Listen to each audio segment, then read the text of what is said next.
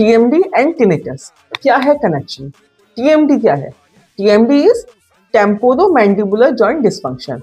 मतलब आपके जॉ में अगर कोई डिस्फंक्शन है और उसके साथ साथ आपके कानों में आवाजें सुनाई देती हैं, तो इसका रिलेशन आज हम डिसाइड करेंगे कि आखिर क्यों ऐसा होता है। तो टेम्पोरोमैंडिबुलर डिस्फंक्शन के सिम्टम्स अक्सर क्या होते हैं कि जॉ में पेन आता है, या आपको जॉ क्लिकिंग सुनाई देता है, या जब आप मुंह खोलेंगे तो मुंह में टेढ़ापन आता है, जब माउथ ओपनिंग करेंगे तो माउथ वर्टिकली डाउनवर्ड ओपन होने की बजाय राइट और लेफ्ट डेविएट कर जाता है।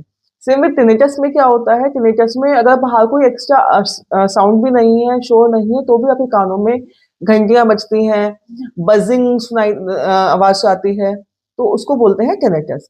और जब ये आपके जॉ या नेक में टेंशन की वजह से टिनिटस आता है तो हम उसको बोलते हैं somatic tinnitus. Research says females और यंग एज ग्रुप में टीएमडी प्लस टिनिटस का कॉम्बिनेशन बहुत कॉमनली मिलता है। There is a strong correlation between jaw problems and ear issues. Study says कि जिन पेशेंट्स को जॉ में इश्यूज हैं, जिनको टेम्पोरोमैंडिबुलर जॉइंट डिस्फंक्शन है, अराउंड 87% केसेस में ईयर प्रॉब्लम्स मिलता है।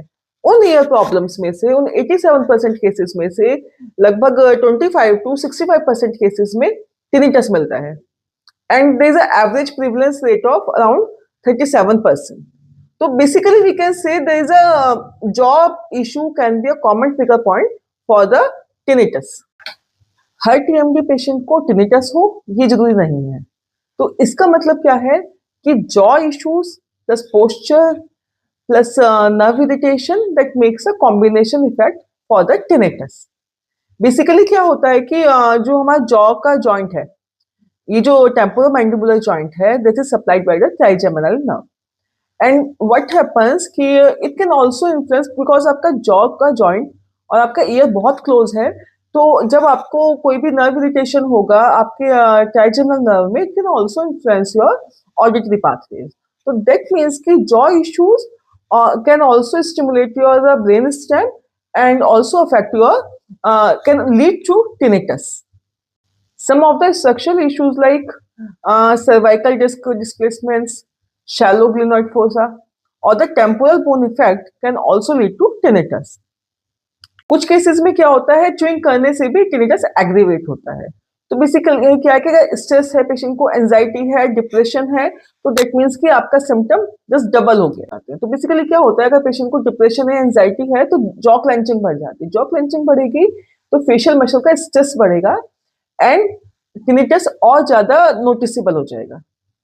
सो जब प्रॉब्लम सिंगल नहीं है तो सिंगल अप्रोच से भी काम नहीं चलेगा। यहाँ हमें मल्टीडिसिप्लिनरी अप्रोच की जरूरत होती है। यहाँ हमें dentist, a good physiotherapy approach, ENT consultation and sometime if needed psychotherapy consultation की भी जरूरत होती है। तो बेसिकली यहाँ पे क्या करते हैं, कंजर्वेटिव ट्रीटमेंट में हम जाते हैं, तो sometime muscle relaxants. So conservative treatment approach includes occlusion splints, जो कि आपके जॉ क्लेंचिंग को कम करता है, जिससे फेशियल मसल का स्ट्रेस कम होगा और समटाइम टिनिटस भी रिलीज होगा। Along with that, muscle relaxants, some anti-inflammatory medications with the help of a physician or your ENT therapist, and along with that, cervicomandibular manual therapy. तो study says कि जब patient को cervical mandibular therapy दी जाती है तो उसके tinnitus के symptoms काफी हद तक रिजॉल्व हो जाते हैं और कई बार पूरी तरह से रिजॉल्व हो जाते हैं। जॉ और ईयर के बीच वायरिंग पुराने घर जैसी होती है। तो अगर एक जगह समझो आपके टीएमजे में अगर शॉर्ट सर्किट हो जाता है तो ईयर भी आवाज करने लगता है। तो बेसिकली इट्स अ कॉम्प्लेक्स है बट फिक्सेबल है। तो अगर आप एक ट्रेन प्रोफेशनल के पास जाते हैं तो आप अपनी दोनों ही प्रॉब्लम को, आपकी टीएमडी प्रॉब्लम को that is your jaw problem and आपकी कानों में आवाज आने की प्रॉब्लम को दैट इज टिनिटस, दोनों को बहुत आसानी से आप रिजॉल्व कर सकते हैं।